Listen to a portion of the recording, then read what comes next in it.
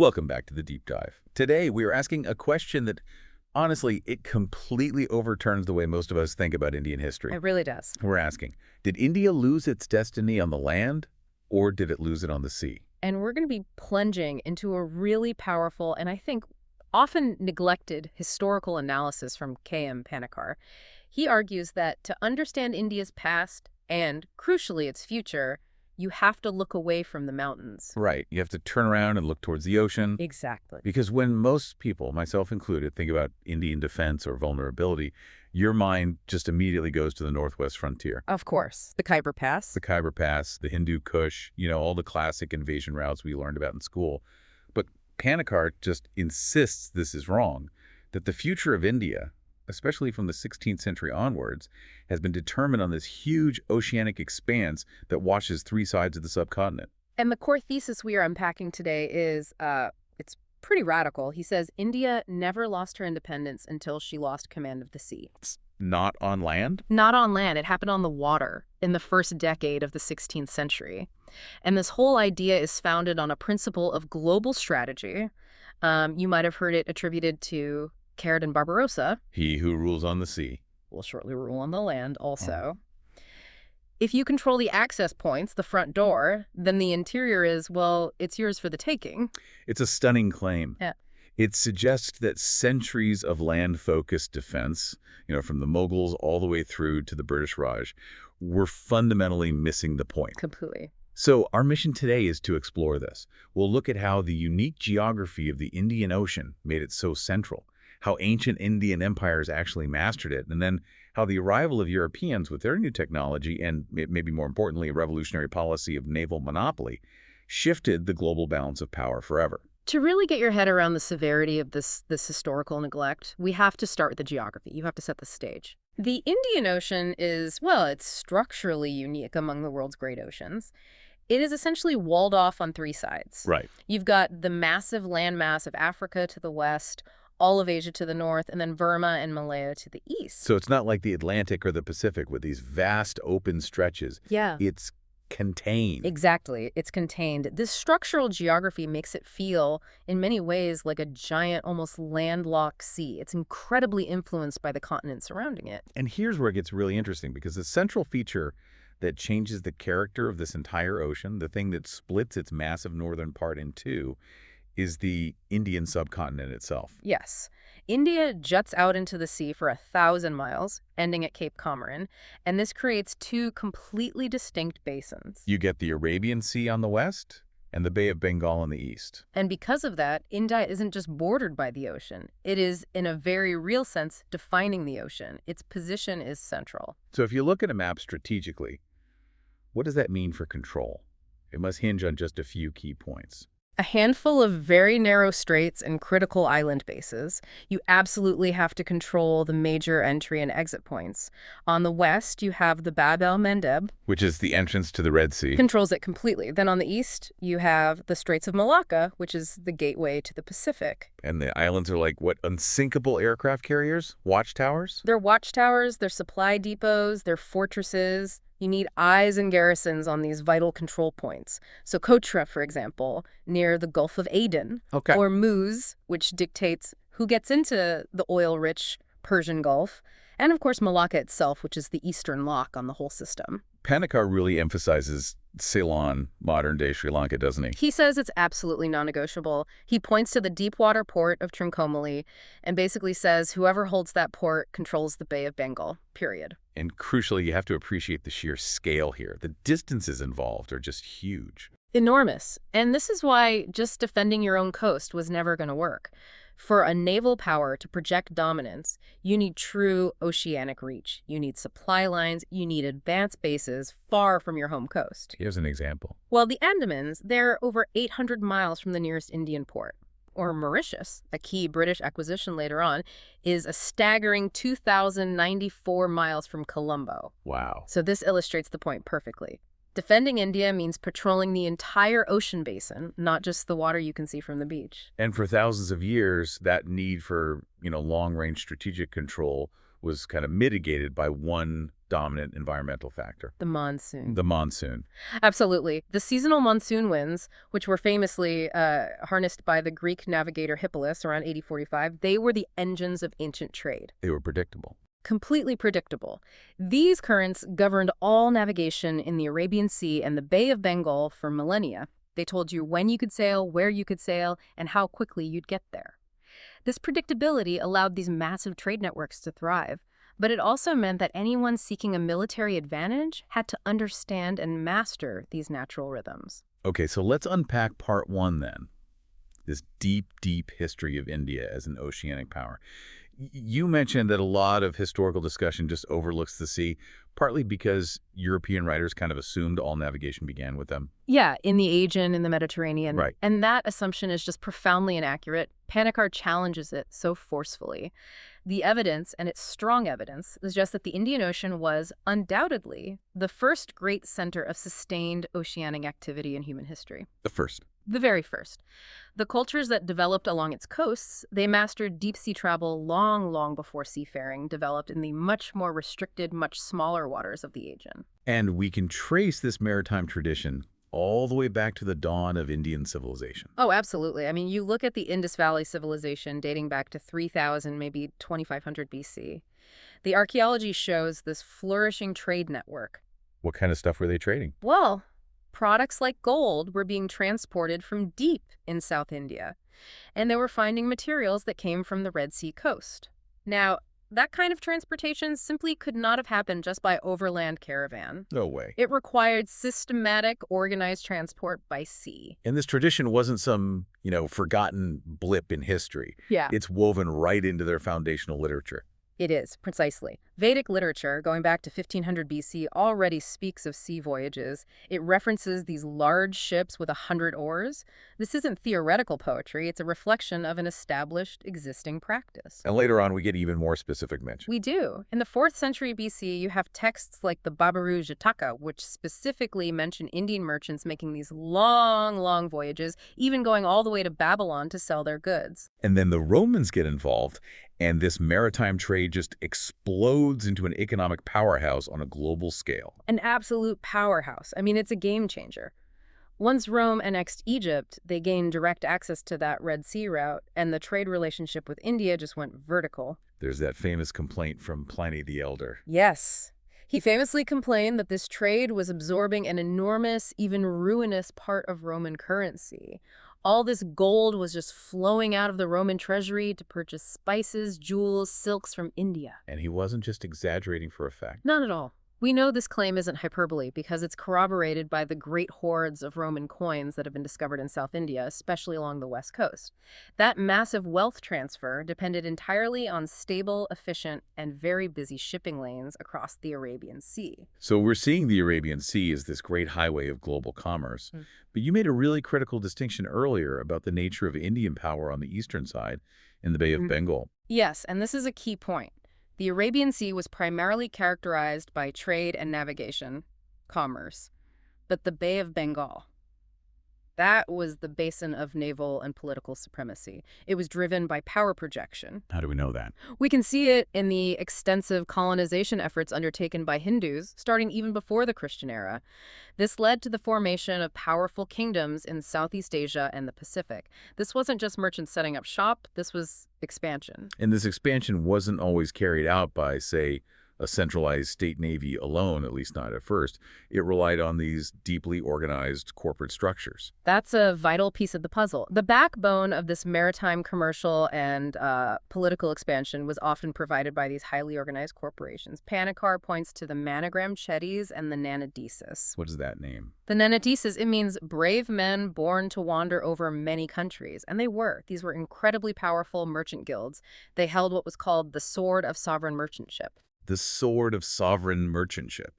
That's a fascinating concept. So they weren't just commercial entities. They were almost like quasi-governmental bodies. They were. They were exerting cultural and political influence thousands of miles from the subcontinent. They had monopoly rights. They had legal authority over vast areas. So they're not just trading, they're building. Exactly. The evidence of their power is stark. They were responsible for building and maintaining infrastructure. We have records that show they built Vishnu temples in places as distant as Pegu in modern-day Myanmar. Wow. So that shows you their reach wasn't just about transactional trade.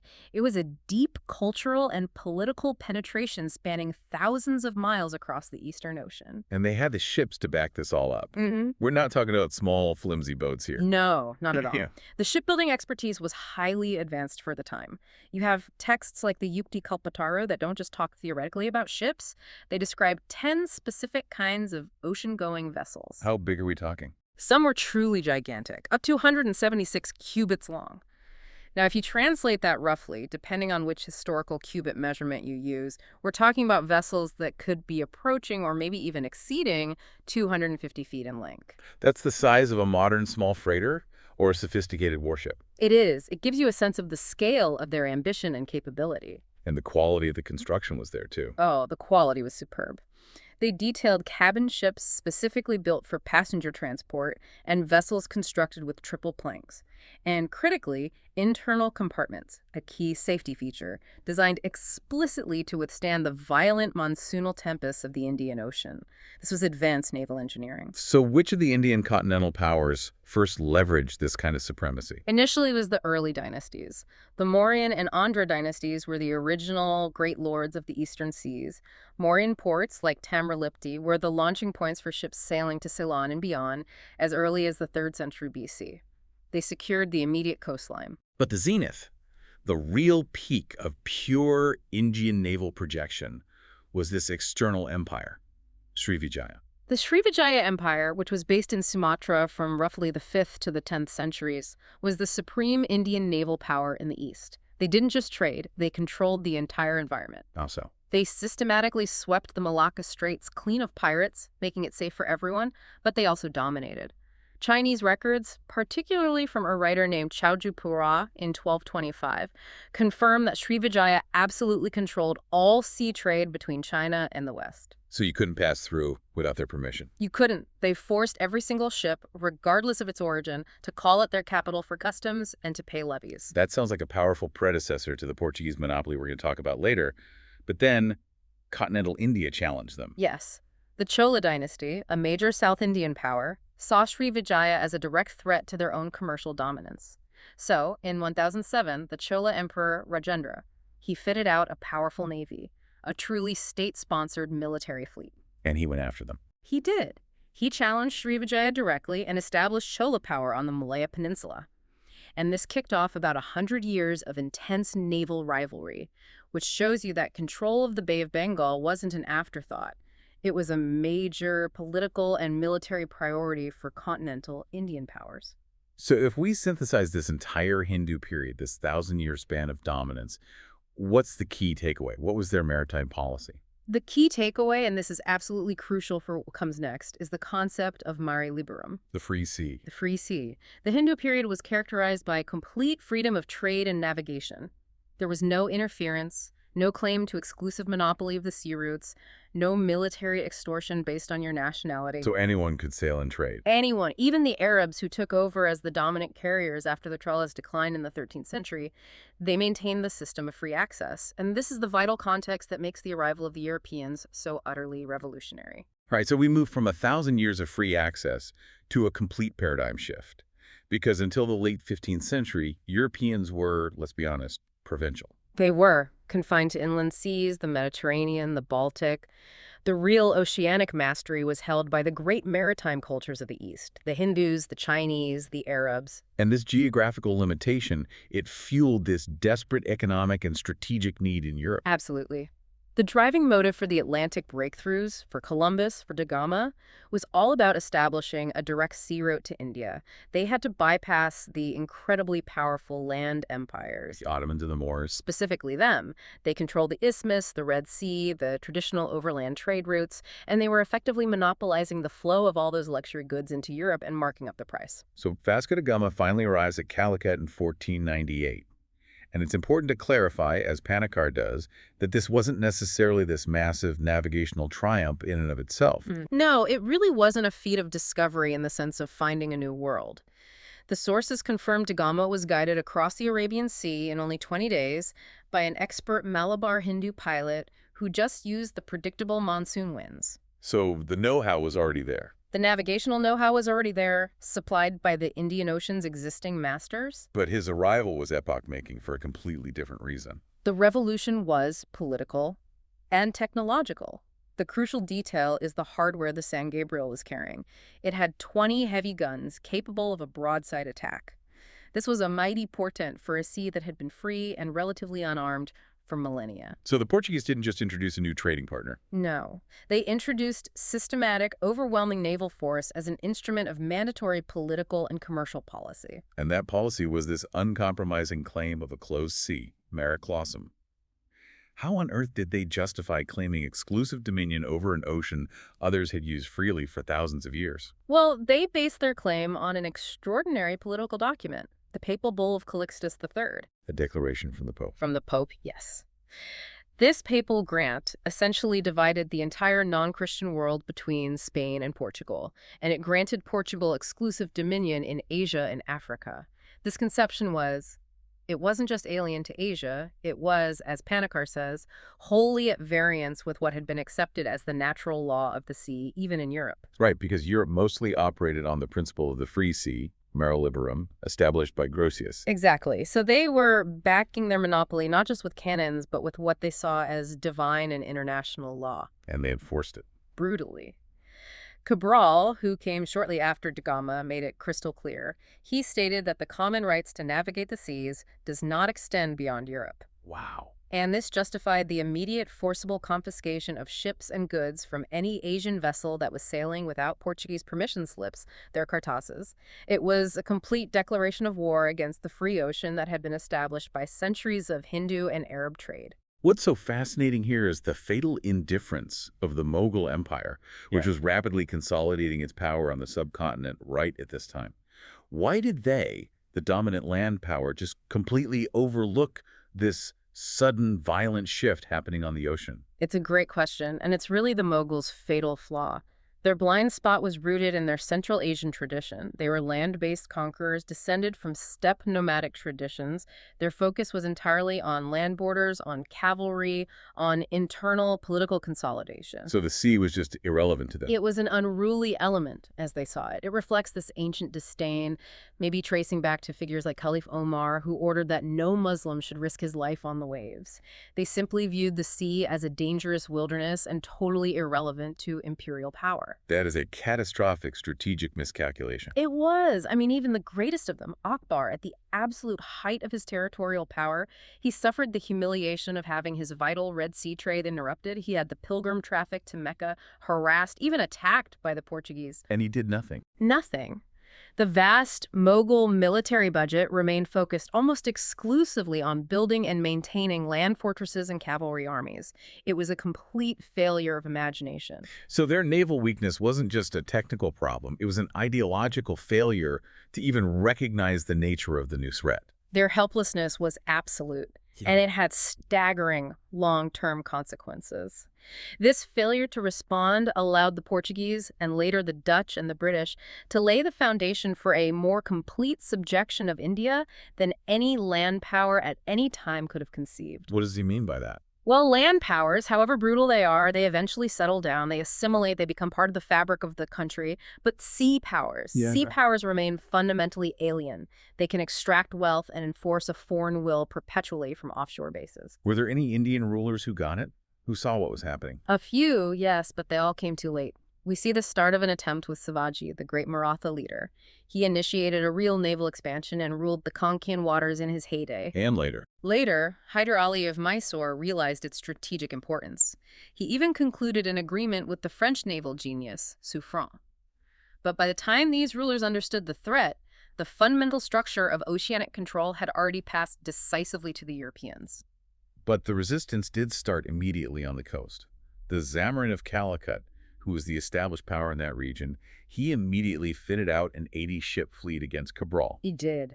But the truly existential threat to the Portuguese came when Indian powers allied with another powerful external entity, the Egyptian Mamluks. That alliance, which spanned from 1507 to 1509, was the last great coordinated attempt to push the Europeans out of the Indian Ocean before they could secure permanent control. The Zamorin successfully got aid from the Sultan of Egypt, whose own power relied heavily on controlling those traditional spice trade routes that the Portuguese were now bypassing. So the Egyptians sent a fleet. A big one. Admiral Mir Hussein sailed a large Egyptian fleet, 1,500 men, equipped with the very latest weapons, right into the Arabian Sea, and he based himself at the critical Gujarati port of Diu. And the first engagement was a disaster for the Portuguese. A total disaster. The Battle of Shoal in 1508. The combined Indo-Egyptian forces initially just overwhelmed and defeated the Portuguese fleet, and in that battle, the Portuguese Viceroy de Almeida's own son, Lorenzo, was killed. There must have been a massive shock to European confidence. It was. It looked like the whole Portuguese enterprise could fail. Disaster was staring them in the face. Their claim of naval superiority was in tatters. So how did the Portuguese recover from that existential moment?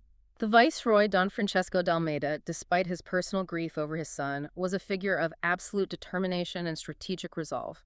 He gathered every single available ship, 18 vessels, about 1,200 men, and he sailed to meet Mir Hussein off Diu in 1509. But the crucial element here wasn't just the naval force, was it? It was politics and treachery. Absolutely. The governor of Diu, a man named Malik Ayaz, who was hosting the Egyptian fleet, he betrayed Mir Hussein. He deprived his forces of crucial supplies and full-throated support right when they needed it most. So the Battle off Diu was this desperate fight. But the result wasn't a clean, decisive victory. No, it was strategically inconclusive in terms of ships sunk. But the aftermath was utterly decisive. Mir Hussein, completely disgusted and unsupported by his local allies, abandoned the Arabian Sea shortly afterward and just sailed away. And with him went the last chance. With his departure, the possibility of a combined pan-Indian ocean fleet capable of matching European naval technology just vanished. The sea passed permanently to the Portuguese. This is where we need to spend some time unpacking Panikkar's most provocative assertion. He says the battles off Cochin in 1503 and Dee in 1509 were fundamentally more important than Plassey or Buxar for the future history of India. Why is closing the front door more important than winning a fight in the living room? That statement really encapsulates the entire argument. Plassey in 1757 and Buxar in 1764, those were land battles. They were fought between existing local powers and an emerging European power. And they determined who would rule on land. Yes, they determined which Indian prince would be subservient to the British, and they established British land dominance in Bengal. However, and this is the key, those battles could only happen because the sea had already been conceded 50, 60 years earlier. Meaning what? Meaning, if Mir Hussein had won decisively at Diu, or if the Mughals had maintained a powerful navy, the Europeans could not have established the necessary supply lines. They couldn't have brought in reinforcements, and they wouldn't have had withdrawal routes.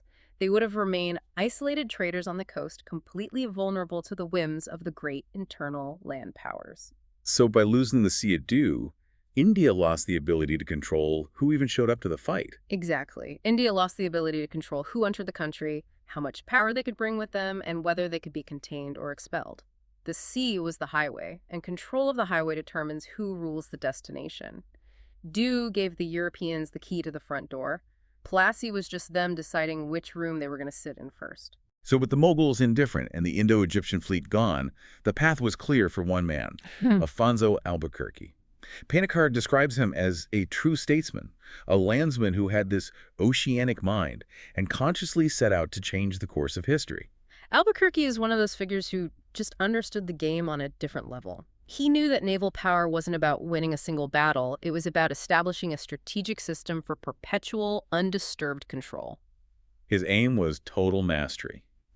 Nothing less. Complete and undisturbed mastery of the Indian seas. And he knew that to achieve that, you needed two things: control of the choke points and a network of impregnable territorial bases. Let's trace his conquest system, because this really did become the blueprint for every single European power that followed, including the British Empire 300 years later.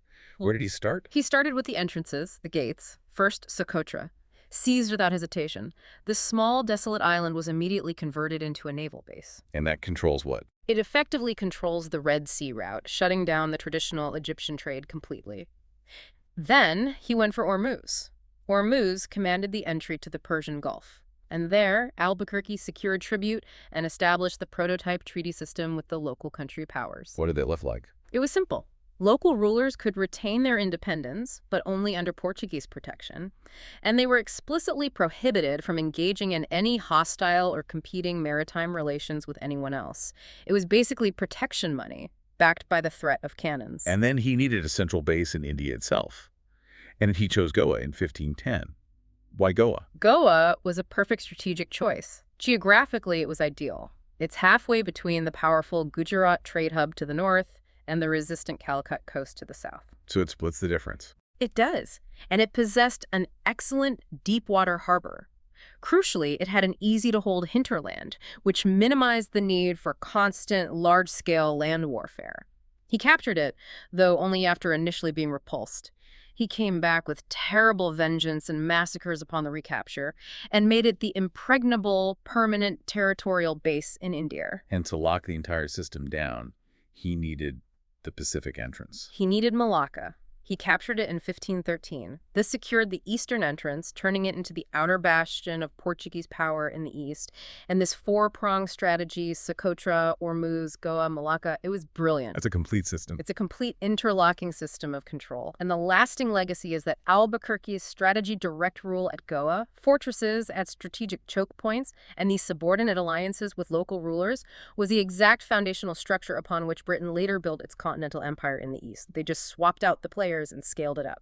But despite this suffocating blueprint, there was continuous organized Indian resistance for nearly a century on the coast. Tell us about the Ali Marikars. For 90 years after the defeat at Diu, the Zamorins fleet, recognizing the danger, just kept fighting. They were led by the Ali Marikars, who were the hereditary admirals of Calicut.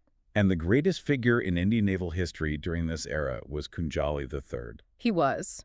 The Portuguese called him the Malabar pirate, but he was a brilliant military organizer who successfully defied Portugal for over 40 years. So how did one local commander manage to hold his own against the superior firepower and resources of a global European power for so long? By understanding the limits of his own resources and using tactical brilliance. He was smart. He avoided decisive, large-scale engagements out in the open ocean. Where the heavy European guns would dominate. Exactly, where they reigned supreme. Instead, he focused on preying on Portuguese shipping and their supply lines, keeping them under constant pressure and bleeding them dry. What kind of ships was he using for this? He used large numbers of indigenous Parao-type light craft. These vessels were specifically built for speed, maneuverability, and for operating in shallow coastal waters. So his tactic was hit and run. Essentially a wasp-like attack. You swarm the enemy, you sting them, and you retreat before they can bring their heavy guns to bear. You force close quarters combat where the Portuguese advantages and firepower were nullified. Panikkar compares his fight to that of Andrea Doria, the famed Venetian commander, who was forced to carry on an unequal fight against the overwhelming oceanic power of the Turkish navy. So both men were masters of coastal warfare, but they were fighting a strategic war they ultimately couldn't win. Exactly, because of the sheer size and resources of their adversaries. And then the mantle of resistance moved from the Malabar coast up to the Marathas. Yes. With the rise of Kanhoji Angre, the Sarkar, or admiral of the Maratha fleet, Angre was based at the heavily fortified Giriya, or Vijayadurg, which was strategically built at the mouth of a river with its dockyards concealed from the open sea. He recognized the strategic importance of denying coastal access to the Europeans. And Angre's move was a direct challenge to the Portuguese and British concept of sovereignty. He essentially monetized his control of the waves. He did. Kanhoji levied the traditional Maratha tax, the choth, but he levied it on the sea. This was a tax on all ships, including European ones, that were sailing in Maratha territorial waters without his permit. So he was directly challenging the British system of navicerts, those mandatory sailing permits they inherited from the Portuguese. He was asserting a parallel sovereignty. He was declaring, if you want to sail here, in my waters, you pay me. And initially, he won. He did. He successfully repulsed combined attacks by the British under commanders Boone and Matthews, the Portuguese, and even the Dutch. Until his death in 1729, he sailed the Arabian Sea in triumph, forcing European powers to respect his authority along the coast. It's an extraordinary example of indigenous ingenuity and fierce independence. But this raises that crucial question again. If Kunjali and Angry were so tactically brilliant and successful in coastal defense, why did India ultimately lose the sea? The crucial limitation was strategic, not tactical.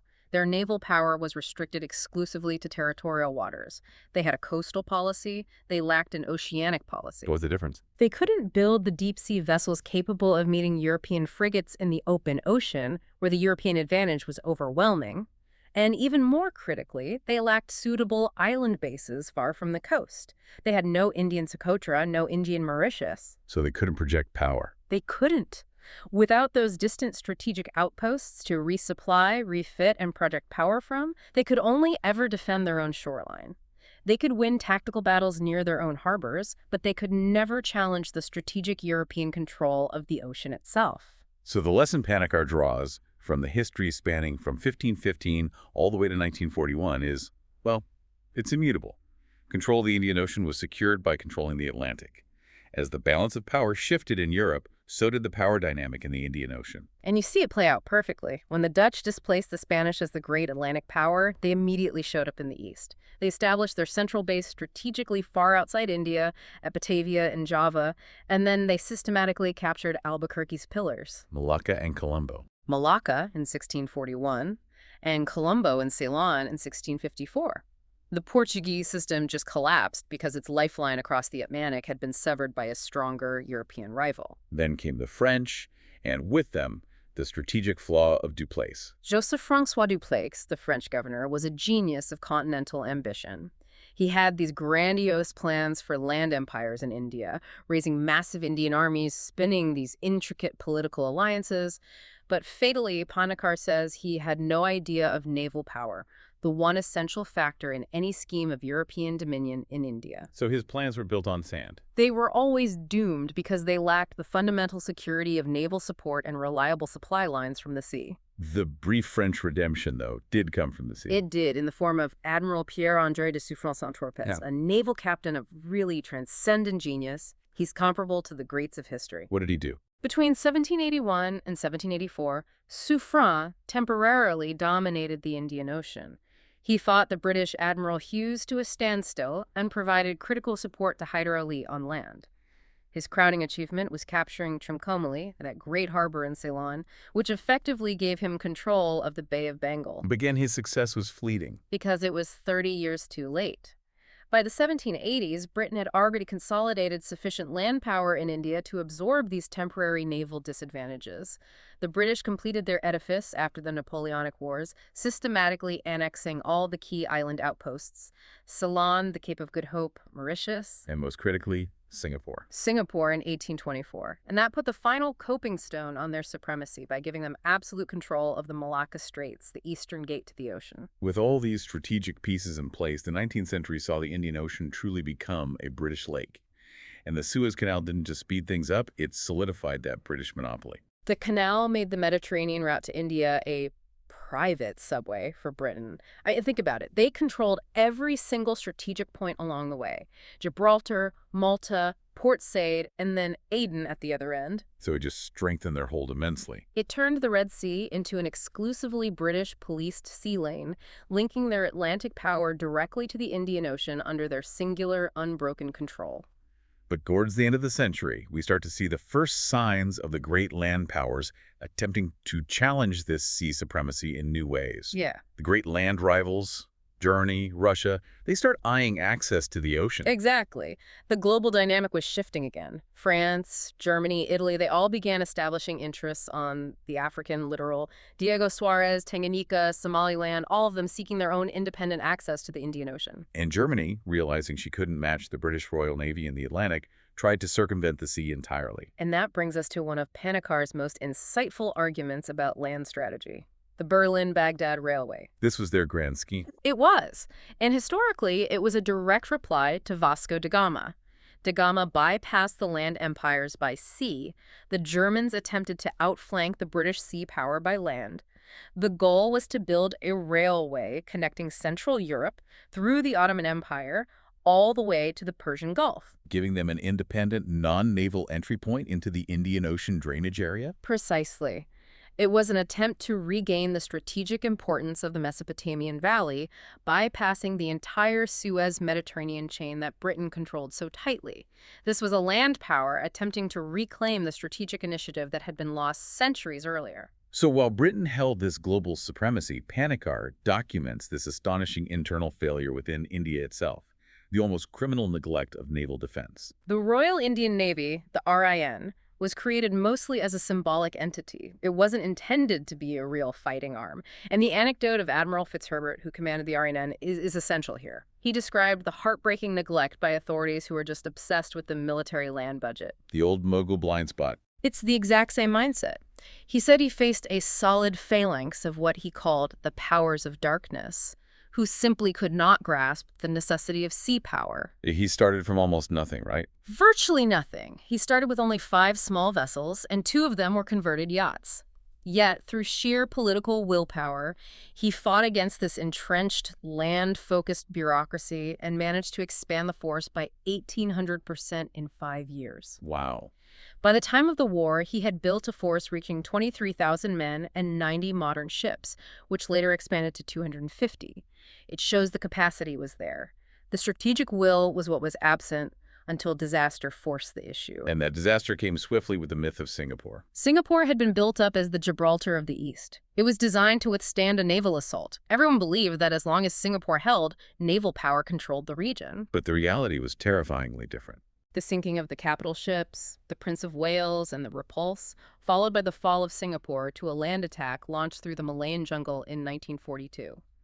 It proved, beyond a shadow of a doubt, that the command of the sea had been lost for the time. The immediate implication for India must have been terrifying. It was absolute panic. The entry of Japan into the Indian Ocean demonstrated so clearly the entire dependence of the security of India on the mastery of the seas. The British commander-in-chief in India confessed publicly that there was literally nothing in place to stop Japan from landing anywhere she pleased on the extensive Indian coastline. So the entire subcontinent was just open. For a period, it was nakedly vulnerable to attack from the ocean, exactly as Panikkar had argued it would be if sea control was ever lost. So the historical lesson, reinforced by that near collapse in 1942, is profound. Control from the sea operates as a stranglehold.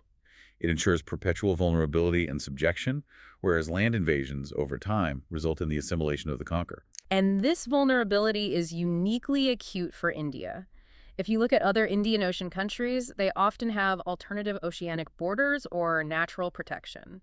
Arabia has its vast, barren deserts. South Africa has its Atlantic coast. But India doesn't have that. India has this extensive, open, and fertile coastline that juts 1,000 miles into the ocean. The country is entirely dependent on the Indian Ocean for its economic life and its security. So post-war, Panikkar is arguing the stakes are no longer just about defense. No, they're about survival and development. He states it very clearly. No industrial development, no commercial growth, no stable political structure is possible for India unless the Indian Ocean is free and its shores are protected. And the strategic area for Indian warfare has fundamentally shifted. It's moved away from the Khyber Pass to these distant, often neglected places like the Andaman Islands, which offer strategic depth in the Bay of Bengal. And even with the rise of air power challenging that old doctrine of the indivisibility of the sea, oceanic control remains paramount. So we have to look at the new geopolitical players Panikkar identified in the post-war world. And we have to begin in the East, with the rise of China. Panikkar argued that a victorious China would almost inevitably embark on naval expansion, leveraging its long naval tradition. We have to remember, Cheng Ho's massive treasure fleets visited Calicut in the 15th century. China was historically a major maritime power. What's the implication of that for India? Well, China's naval ambitions, particularly with their bases extending south to Hainan, position them to become dominant in the southern and eastern waters. And that poses a direct modern challenge to the security of the Bay of Bengal. It would fundamentally threaten the strategic depth that India requires to secure its eastern coastline and its trade routes. Then there's the American factor.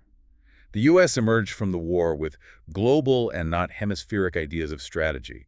Until then, they had mostly focused on the Atlantic and the Pacific. Exactly. And the shift was driven by economic necessity.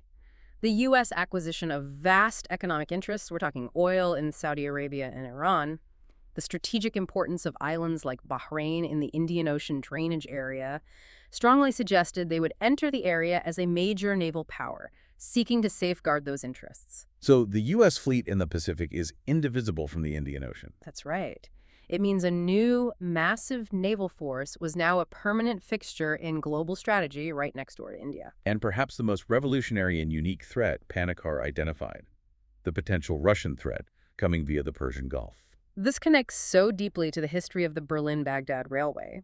If you connect this to the bigger picture, the old Tsarist Russian conception of needing unrestricted entry to the open sea gained totally new content under the Soviets, with the massive industrial development of Central Asia. Russia would require access for trade and for power projection. And the war provided the inescapable strategic proof of this route's value. It did. The vital importance of the Persian Gulf, specifically the port of Basra, for supplying Russia via the Lend-Lease route during the war, was an undeniable strategic lesson. They successfully used the Persian Gulf as a major supply conduit. So the implication of a potential Russian presence on the Persian Gulf is staggering because it bypasses the entire Atlantic-Mediterranean control chain that the West has always dominated. It would revolutionize the strategy of the Arabian Sea. It's a contingency that had never before been faced in modern history. No non-European global power had entered the Indian Ocean from that northwestern side with the intention of establishing a permanent naval presence for 1,000 years. It would introduce a massive land-backed, independent naval power directly into India's most critical trade basin, the Arabian Sea. So facing this confluence of massive new threats, from the east with China and the Pacific powers, and potentially from the northwest with Russia coming through the Persian Gulf, Panikkar concluded that relying on Britain, even as a friendly power, was simply untenable. The British fleet, even if it could rebuild, would be unable to maintain its 150-year unchallenged supremacy, especially if the Indian Ocean were attacked simultaneously from the Pacific, via the Sunda Straits, and from the northwest. India could no longer outsource its security. The solution then couldn't be unilateral for India. It had to be regional and cooperative. Only a powerful regional organization could assure safety, with India necessarily serving as the secure and firm foundation. And this requires collaboration between Britain, India, South Africa, and Australia, all of whom have vital strategic interests that depend on a free and open Indian Ocean. What does India need to do specifically to shoulder this immense responsibility? First, industrial self-sufficiency. India needs the capability to build and equip its own ships, not merely import technology or vessels from others. And second, it needs to embrace a complete, non-negotiable oceanic policy that extends far, far beyond simple coastal patrols. And that defense requires the strategic depth that the Marathas and the Zamorin's never achieved, a steel ring of advanced island bases. Precisely. Defense requires suitable island cover as advanced bases. Panikkar specifically lists securing Singapore, Ceylon, Mauritius, and Socotra. These island bases form the essential steel ring of defense that protects the subcontinent. And he insists the primary responsibility for guarding this entire strategic ring must fall to the Indian Navy. So they would be protecting not just India, but the regional stability necessary for all its neighbors. That's the idea. This deep dive has just fundamentally shifted my view of Indian history. The core insight is so clear. The economic life, the political stability, the very destiny of India relies absolutely on controlling the sea. And that defense can no longer be outsourced to any external power. And it's important to stress that India's claim to the Indian Ocean is not one of aggressive expansion. It is purely defensive, based on the inescapable facts of its own geography and its unique vulnerability. Panikkar's final, very sobering observation is that India's freedom will hardly be worth a day's purchase if it is unwilling to shoulder the crushing responsibility for the peace and security of the Indian Ocean itself. The choice for India, then, isn't whether to be a naval power, but whether to be a sovereign nation. So if Panikkar's really prescient analysis suggests that the greatest future geopolitical threats to India involve these massive oceanic powers accessing the Arabian Sea via the Persian Gulf, the old land powers finding a new sea route, or dominating the Bay of Bengal from the east via Pacific powers, does this mean India's long-term security actually depends more on complex diplomacy and fortification in the distant South China Sea and in Central Asia, far beyond its immediate coastline, than on its own naval capacity alone? It certainly underscores that for India, the true defensive perimeter of the subcontinent is, and has always been, defined not by mountain passes, but by the distant strategic choke points of the entire oceanic system. That is a truly deep dive into the map of destiny,